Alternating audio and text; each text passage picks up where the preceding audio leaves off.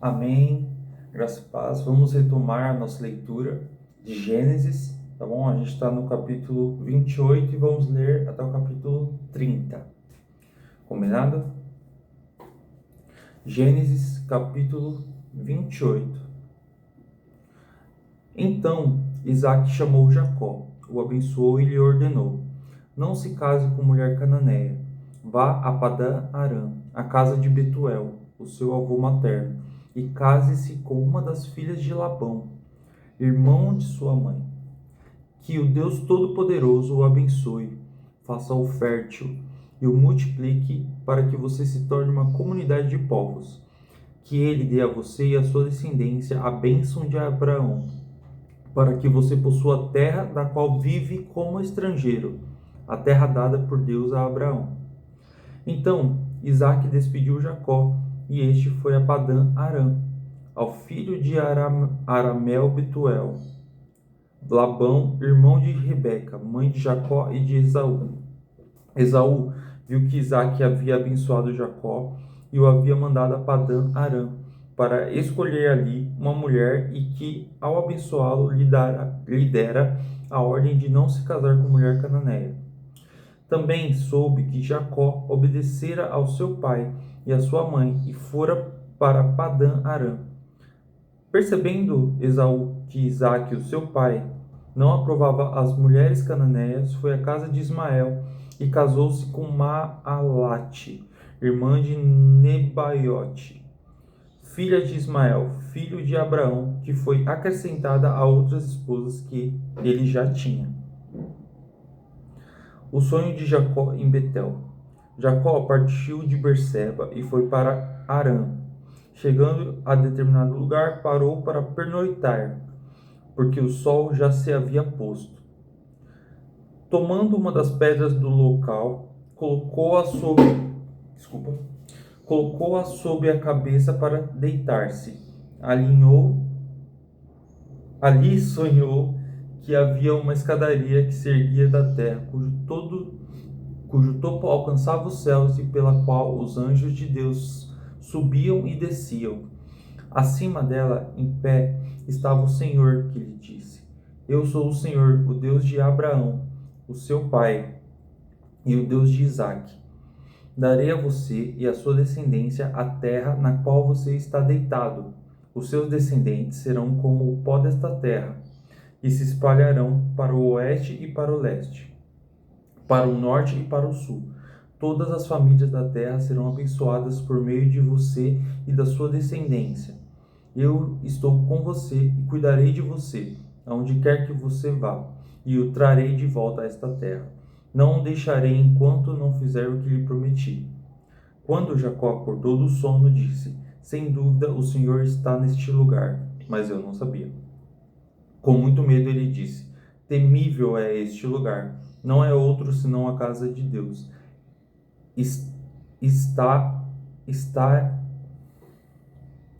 Esta é a porta dos céus. Na manhã seguinte, Jacó levantou-se cedo, pegou a pedra que havia posto sobre a cabeça, colocou-a em pé como coluna e derramou óleo sobre o seu topo.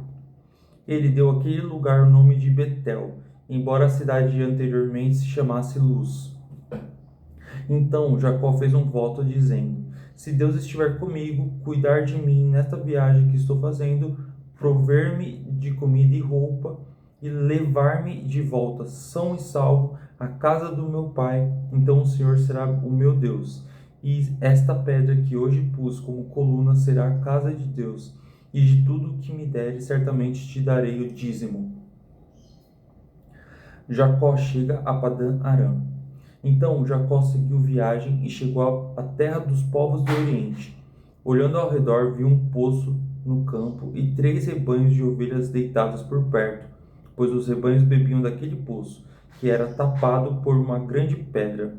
Por isso, quando todos os rebanhos se reuniam ali, os pastores rolavam a pedra da boca do poço e davam água às ovelhas.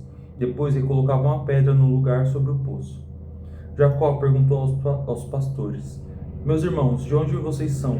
Somos de Harã, responderam. Vocês conhecem Labão, neto de Naor? Perguntou-lhes Jacó.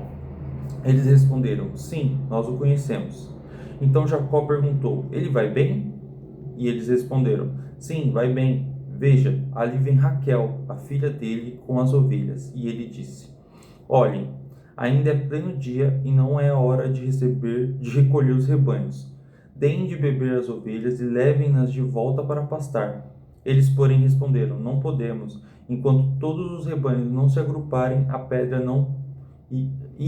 não for removida da boca do poço, só então daremos de beber às ovelhas. Ele ainda estava conversando quando chegou Raquel com as ovelhas de seu pai, pois ela era pastora.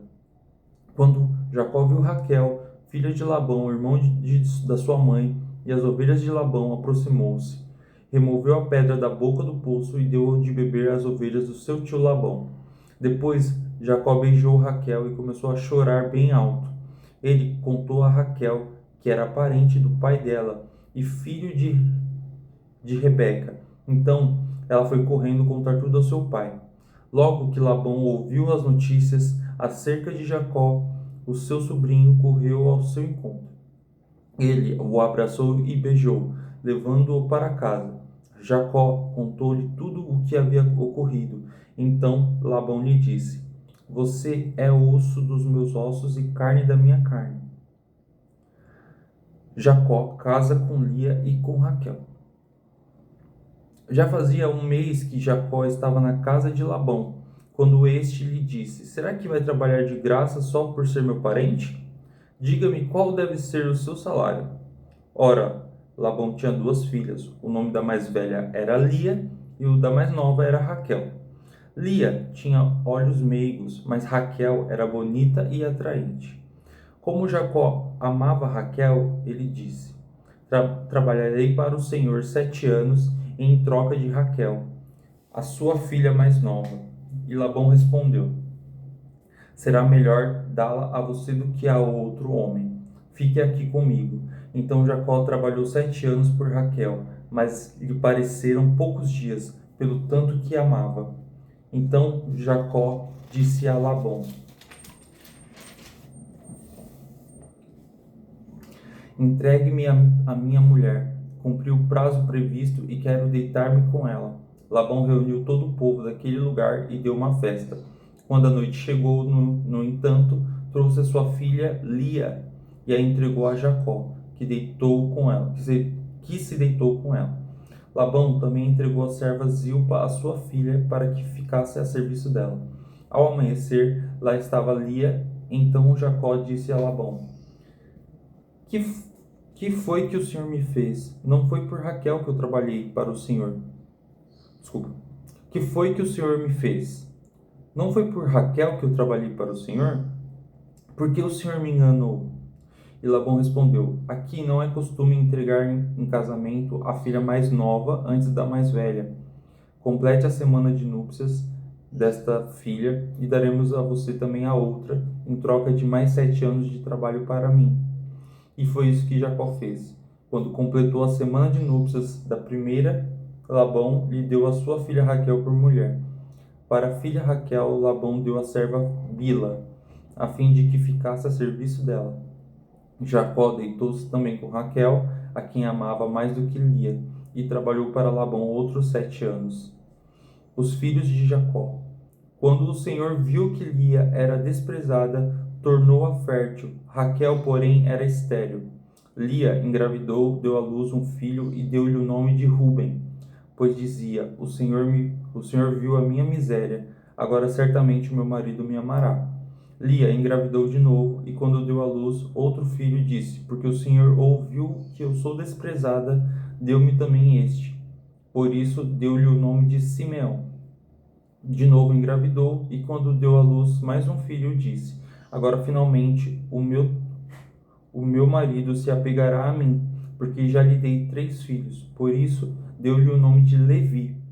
Engravidou ainda outra vez e quando deu à luz mais outro filho disse: desta vez louvarei ao Senhor. Por isso deu-lhe o nome de Judá. Depois disso parou de ter filhos. Capítulo 30. Quando Raquel viu que não podia dar filhos de Jacó, teve inveja de sua irmã. Por isso disse a Jacó: dê-me filhos ou eu morrerei. Jacó ficou irritado com Raquel e disse: por acaso sou Deus? Foi ele quem a impediu de ter filhos. Então ela respondeu: aqui está Bila, a minha serva, deite-se com ela, para que ela me dê filhos e por meio dela eu também possa formar uma família. Por isso, ela deu a Jacó a sua serva Bila, por mulher. Ele deitou-se com ela, e Bila engravidou e deu-lhe um filho. Então Raquel disse: Deus me fez justiça, também ouviu o meu clamor e me deu um filho. Por isso, deu-lhe o nome de Dan. Bila, serva de Raquel, engravidou novamente e deu a Jacó o segundo filho. Então Raquel disse: tive grande luta com a minha irmã e venci. Por isso deu-lhe o nome de Naphtali. Quando Lia viu que tinha parado de ter filhos, tomou a sua serva Zilpa e a deu a Jacó por mulher. Zilpa, serva de Lia, deu a Jacó um filho. Então lhe disse: que grande sorte! Por isso deu-lhe o nome de Gade. Zilpa, serva de Lia, deu a Jacó um segundo filho. Então Lia disse: como sou feliz! As mulheres dirão que sou feliz. Por isso deu-lhe o nome de Asser. Durante a colheita do trigo, Ruben saiu ao campo, encontrou algumas mandrágoras e as trouxe para Lia, a sua mulher. Então Raquel disse a Lia: dê-me, por favor, algumas das suas mandrágoras do seu filho. Ela, porém, respondeu: você acha pouco ter tomado meu marido? Vai tomar também as mandrágoras do meu filho? Então Raquel propôs: por isso Jacó se deitará com você esta noite e trocará das mandrágoras do seu filho. Quando Jacó chegou do campo naquela tarde, Lia saiu ao seu encontro e lhe disse: hoje você se deitará comigo, pois eu adquiri este direito com as mandrágoras do meu filho. Naquela noite ele se deitou com ela. Deus ouviu Lia, ela engravidou e deu a Jacó o quinto filho. Então Lia disse: Deus me recompensou por ter dado a minha serva ao meu marido. Por isso deu-lhe o nome de Issacar. Lia engravidou de novo e deu a Jacó o sexto filho. Ela disse: Deus presenteou-me com uma dádiva preciosa. Agora o meu marido me honrará. Afinal, já lhe dei 6 filhos. Por isso deu-lhe o nome de Zebulon. Algum tempo depois, ela deu à luz uma menina, a quem deu o nome de Diná. Então Deus lembrou-se de Raquel. Ele a ouviu e a tornou fértil. Ela engravidou, deu à luz um filho e disse: Deus tirou de mim a minha desonra. Deus deu-lhe o nome de José e disse: que o Senhor me acrescente ainda outro filho. A riqueza de Jacó. Depois que Raquel deu à luz José, Jacó disse a Labão: deixe-me voltar para a minha terra natal. Dê-me as minhas mulheres pelas quais lhe servi e os meus filhos e partirei. O Senhor bem sabe quanto trabalhei para o Senhor. Labão, porém, lhe disse: se conto com seu favor, peço-lhe que fique. Por meio de adivinhação, descobri que o Senhor me abençoou por sua causa. Então acrescentou: fixe o seu salário e eu lhe pagarei. Jacó lhe respondeu: o Senhor sabe quanto trabalhei e como os seus rebanhos cresceram sobre os meus cuidados. O pouco que o Senhor possuía antes da minha chegada aumentou muito, pois o Senhor o abençoou desde que coloquei os meus pés aqui. Contudo, quando farei algo em favor da minha própria família? Então Labão perguntou: quanto você quer que eu lhe pague? Não quero pagamento algum, respondeu Jacó. Se o Senhor fizer por mim o que vou propor, continuarei cuidando dos seus rebanhos. Hoje passarei por todos os seus rebanhos e tirarei do meio deles todas as ovelhas salpicadas e pintadas, todos os cordeiros pretos e todas as cabras pintadas e salpicadas. Eles serão o meu salário. Assim, a minha justiça dará testemunho de mim no futuro. Toda vez que o Senhor resolver verificar o meu salário, se estiver em meu poder alguma cabra que não seja salpicada ou pintada, e algum cordeiro que não seja preto, poderá considerá-lo roubados. Labão disse: de acordo, seja como você disse. Naquele mesmo dia, Labão separou todos os bodes listrados ou com manchas brancas, todas as cabras que tinham pintas ou manchas brancas e todos os cordeiros pretos, e os pôs aos cuidados dos seus filhos. Afastou-se, e então de Jacó, a distância equivalente a 3 dias de viagem, e Jacó continuou a apacentar o restante dos seus rebanhos de Labão. Jacó pegou galhos verdes de estoraque, amendoeira e plátano, e neles fez listras brancas, descascando-os parcialmente e expondo assim a parte branca interna dos galhos.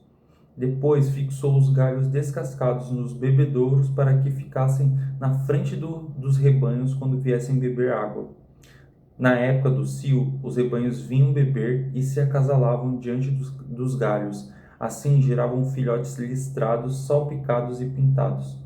Jacó separava os filhotes do rebanho dos demais e os punha de frente para os animais listrados e pretos de Labão. Desse modo, foi formando o seu próprio rebanho, que separou do de Labão.